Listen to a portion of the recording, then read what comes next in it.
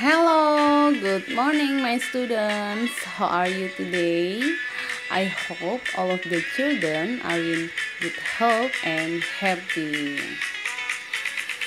Pembelajaran kita pada hari ini masih tema 7, peristiwa dalam kehidupan, subtema 3, peristiwa mengisi kemerdekaan, pembelajaran 3 dan 4. Nah, sebelum kita memulai pembelajaran kita pada pagi hari ini, Bapak dan Ibu harapkan anak-anak masing-masing di rumah berdoa ya nak ya, memohon perlindungan pertolongan Tuhan agar apa yang kita pelajari sepanjang hari ini dapat kita pahami dengan baik, serta kita dapat mengerjakan tugas dengan benar, mandiri, teliti, serta tepat waktu. Nah, setelah anak-anak berdoa, KD yang akan kita bahas pada pembelajaran kali ini KD 3.9 unsur-unsur dalam surat resmi, kemudian KD 3.4 sejarah lahirnya Pancasila, KD 3.3 nilai-nilai dalam Pancasila dan menyingkapi keberagaman. Nah, untuk yang pertama KD 3.9 unsur-unsur dalam surat resmi. Nah, ada bagian-bagian yang terdapat dalam surat resmi ya nak ya. Unsur-unsurnya ada kop surat, tanggal surat, nomor, lampiran, dan perihal surat, kemudian alamat tujuan, salam pembuka, isi surat, salam penutup, dan nama pengirim ya. Ini ada keterangannya. Nah, ini ada contohnya. Nah, pada bagian paling atas itu kop surat. Nah, ada tanggal surat. Nah, di situ ada nomor, lampiran, dan perihal surat. Nah, ini tujuan dalam surat ini apa ya, perihalnya apa, kemudian alamat tujuan, salam pembukanya jangan lupa, isi suratnya perhatikan dalam menulis surat diusahakan rapi dan bersih ya nak ya. Kemudian ada salam penutup, setelah itu nama pengirim. Nah, nanti anak-anak tugasnya akan Bapak dan Ibu suruh untuk membuat contoh surat undangan resmi ya. Jangan hanya dipoto tapi ditulis di buku PS ya. Nanti di Google Form ada tulisan buatlah di buku tulis. Nah, nanti jawabannya anak-anak bisa jawab iya Pak atau iya Bu. Seperti itu ya nak ya penjelasannya. Kemudian secara resmi kita pun sudah menjadi Indonesia yang merdeka, yaitu tepatnya pada tanggal 17 Agustus 1945. Nah, untuk mengisi kemerdekaan dapat dilakukan dengan mengamalkan nilai-nilai Pancasila dalam kehidupan sehari-hari. Nah, apa itu Pancasila? Pancasila berasal dari bahasa Sanskerta ya, yang artinya yang terdiri atas panca dan sila. Nah, kalau panca itu artinya 5, sila itu artinya dasar. Nah, jadi Pancasila itu 5 dasar atau 5 asas ya yang menjadi dasar negara kita.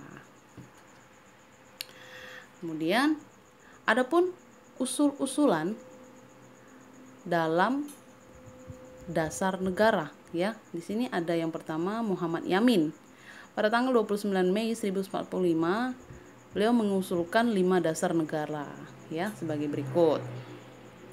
Kemudian pada tanggal 31 Mei 1945, Profesor Dr. Mr. Supomo itu mengusulkan 5 asas dasar negara juga. Kemudian ada Insinyur Soekarno itu pada tanggal 1 Juni 1945 itu juga merumuskan dasar negara Republik Indonesia ya nak ya. Nah, kemudian pada tanggal 18 Agustus 1945 itu disahkan Undang-Undang Dasar 1945 pada sidang panitia persiapan kemerdekaan Indonesia, termasuk pembukaan Undang-Undang Dasar 1945. Di dalam pembukaan Undang-Undang Dasar 1945 itu termuat isi rumusan prinsip dasar negara ya yang disebut dengan Pancasila. Nah, tepatnya pada alinea 4 ya nak ya, yang berbunyi sebagai berikut. Nah, dari usulan-usulan ketiga tokoh dirumuskan, disimpulkan, dan disepakati bahwa dasar negara kita yaitu Pancasila isinya sebagai berikut. 1. Ketuhanan yang Maha Esa. 2.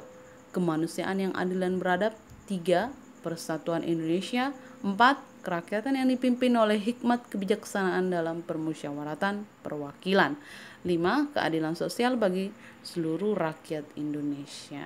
Nah, anak-anak bisa sambil mengasah kembali pemahaman materinya. Ini ada Ibu kasih beberapa soal dan jawabannya. Nah, bisa anak-anak latihan soal bisa di postkan videonya sambil menjawab ya nak ya. Ini untuk latihan soal saja. Nah, di sini ada pertanyaan, siapa sajakah tokoh yang mengusulkan calon rumusan dasar negara Indonesia? Nah, yaitu tokoh yang mengusulkan calon rumusan dasar negara Indonesia adalah Muhammad Yamin, Dr. Supomo, Insinyur Soekarno. Kemudian, sejak kapan istilah Pancasila dikenal? Uraikan secara singkat. Nah, yang namanya uraikan itu berarti ada penjelasan Nenak ya. Jangan hanya menyebutkan saja.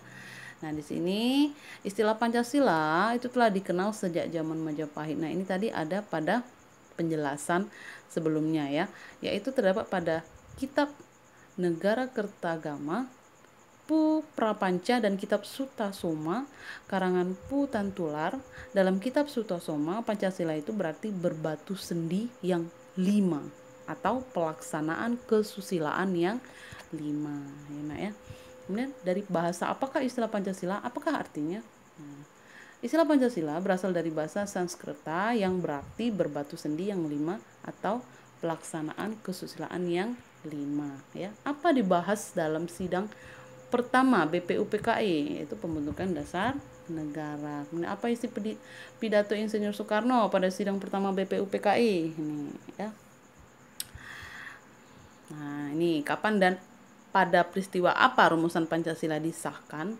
Nah, tadi sudah dibahas. Pada tanggal 18 Agustus 1945 itu disahkan Undang-Undang Dasar 19 Dasar 1945 pada sidang Panitia Persiapan Kemerdekaan Indonesia atau PPKI. Itu termasuk pembukaan Undang-Undang Dasar 1945. Di dalam pembukaan Undang-Undang Dasar 1945 itu termuat isi rumusan 5 prinsip dasar negara yang disebut dengan Pancasila, itu tepatnya di alinea ke-4. Nah, kemudian adapun nilai-nilai luhur Pancasila yang berkembang di masyarakat. Nah, yaitu Pancasila sebagai dasar negara, artinya Pancasila sebagai sumber dan dasar segala aturan hukum atau perundang-undangan yang berlaku di Indonesia. Kemudian Pancasila sebagai pandangan hidup dan ideologi bangsa. Nah, artinya apa? Pancasila merupakan sistem nilai yang ideal dan diyakini kebenarannya untuk diwujudkan dalam kehidupan bermasyarakat sebagai pemersatu bangsa. Kemudian Pancasila sebagai kepribadian bangsa. Nah, artinya ini Pancasila memberikan corak atau ciri khas ya yang membedakan antara bangsa kita, bangsa Indonesia dengan bangsa yang lain. Adapun peran Pancasila dalam keberagaman bangsa ya.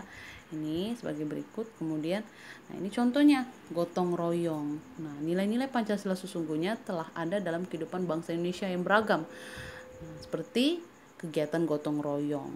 Nah, kegiatan membantu anggota masyarakat lainnya. Nah, kegiatan ini dilakukan atas kesadaran bahwa dalam hal tersebut permasalahan yang dihadapi ya, masalah seperti lingkungan yang kotor itu apabila dilakukan secara bersama-sama itu akan menyelesaikan permasalahan tersebut ya. Akibatnya apa?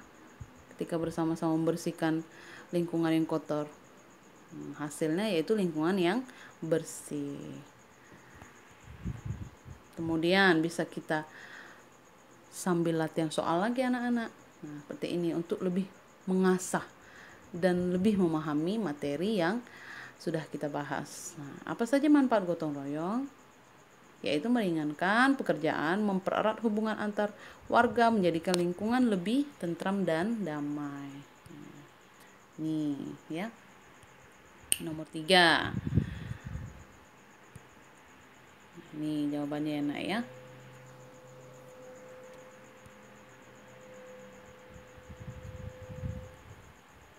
Nah, ingat kata Bung Karno, bersatu karena kuat, kuat karena bersatu. Jadikanlah pedoman perilaku dalam keberagaman dan perbedaan dalam rangka mengisi kemerdekaan.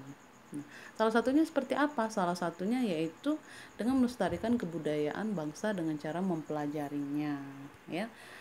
Kemudian cara melestarikan budaya bangsa. Nah, mempunyai sikap mau menerima keragaman suku, bangsa, dan budaya yang ada di masyarakat, mengembangkan budaya daerah sendiri, mempelajari kesenian daerah lain. Nah, cara menyikapi perbedaan dan keberagaman di lingkungan sekolah. Nah, ada beberapa sikap yang dapat dilakukan untuk menjaga kerukunan dan dalam keberagaman di sekolah, yaitu yang pertama, menerima perbedaan pendapat teman saat berdiskusi, kemudian tidak mengucilkan teman yang memiliki kebiasaan atau sifat tertentu, ya. Yang ketiga, menjenguk teman yang sedang sakit. Kemudian yang keempat, meminjamkan peralatan sekolah kepada teman. Kemudian mereraikan dan saling mengingatkan saat ada teman yang berselisih paham, ya. Nah, seperti ini, menghormati dan menghargai sesama teman, kemudian menolong teman, menjenguk ketika temannya sedang sakit tanpa memandang perbedaan, ya. Kemudian menumbuhkan semangat persaudaraan. Nah, perilaku yang mencerminkan kebenika tunggalikaan, ya. Artinya tidak membeda-bedakan, ya.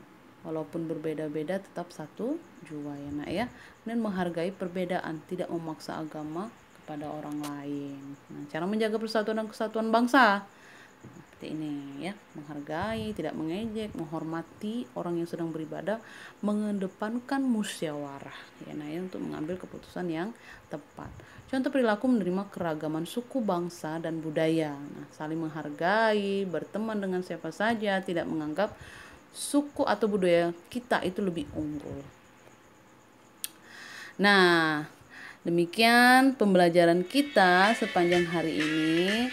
Thank you my students for your attention. Keep up the spirit and maintain health. Goodbye.